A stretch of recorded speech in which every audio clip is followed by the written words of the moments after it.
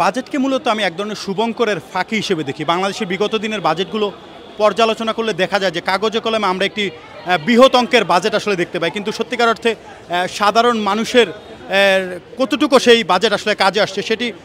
দেখলে আপনি দেখতে পারবেন আসলে যে এই যে সাধারণ মানুষের যে ভোগান্তি সেটি কিন্তু আসলে কোনো অংশে আসলে লাঘব হয়নি কিংবা কমেনি। কিন্তু আমরা আসলে কাগজে কলমে একটি বৃহৎ বাজেটের মাধ্যমে মুষ্টিমেয় কিছু মানুষের অনেক অর্থ তাদের মুষ্টিমেয় কিছু মানুষের পকেটে চলে যায় এবং এভাবেই আসলে বাংলাদেশের অর্থনীতি দিন দিন পঙ্গু হয়ে যাচ্ছে বলে আমরা মনে করছি।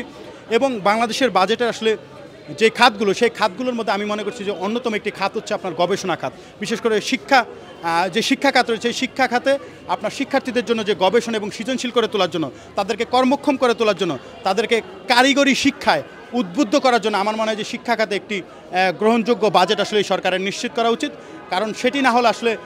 এই দেশের আমরা যেহেতু শিক্ষার্থীরা আসলে আগামী দিনের ভবিষ্যৎ প্রজন্ম এবং তারাই আগামী দিনের ভবিষ্যৎ, তাই আমি মনে করছি যে তাদের জন্য একটি বৃহৎ বাজেট এই সরকারকে রাখতে হবে এবং তাদেরকে কর্মক্ষম করে তুলতে হবে, সৃজনশীল করে তুলতে হবে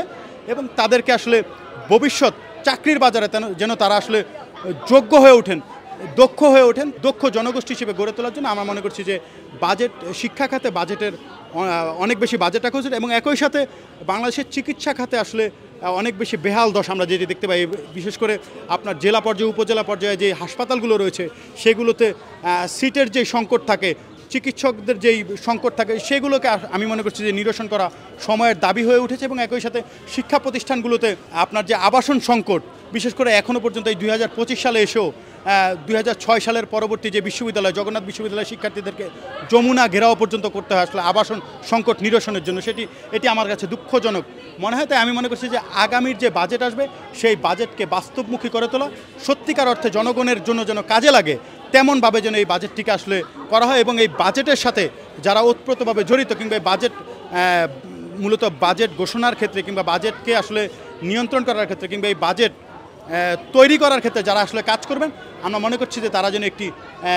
একটি সুন্দর গবেষণার মাধ্যমে, তারা যেন একটি প্রক্রিয়ার মাধ্যমে আসলে এই বাজেটকে গ্রহণযোগ্য করে তুলতে পারেন এবং মানুষের সত্যিকার অর্থে যেন সাধারণ মানুষের এই বাজেটটি কাজে লাগে তেমনটি আসলে করা দরকার বলে আমরা মনে করছি। এবং আমরা বিগত দিনে দেখেছি যে আসলে উন্নয়নের বুলি উড়ানো হয়েছে বাজেটের নামে, বিভিন্ন আমরা পদ্মা সেতু, হাতিরঝিলের লাল নীল বাতি, একটি বৃহৎ বাজেটের মাধ্যমে আসলে এই ধরনের উন্নয়নমূলক কাজ না দেখে আমরা আসলে সত্যি কথা মানব সম্পদের উন্নয়ন চাই, আমরা চাই যে মানুষের ভাগ্যের আসলে পরিবর্তন চাই। সুতরাং আমরা মনে করছি যে আগামী দিনে যে বাজেট আসবে সেই বাজেটটি মানুষের কাঙ্ক্ষিত লক্ষ্য বাস্তবায়ন করতে পারবে, সাধারণ মানুষের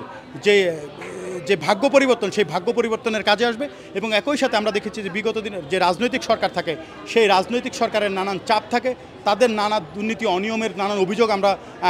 জনপ্রতিনিধিদের কাছ থেকে পেয়ে থাকি। আমরা মনে করছি যে এই সরকার অধিকতর গ্রহণযোগ্য এবং নিরপেক্ষ এই সরকার, তাই এই সরকার বিগত দিনের যে কোনো সরকারের তুলনায় একটি গ্রহণযোগ্য বাজেট পেশ করতে পারবেন এবং সেই বাজেটকে সত্যিকার অর্থে জনগণের কল্যাণে কাজে লাগাতে পারবেন বলে আমরা প্রত্যাশা করছি। Follow us on Facebook, subscribe our YouTube channel, get the latest update on www.daily-sun.com.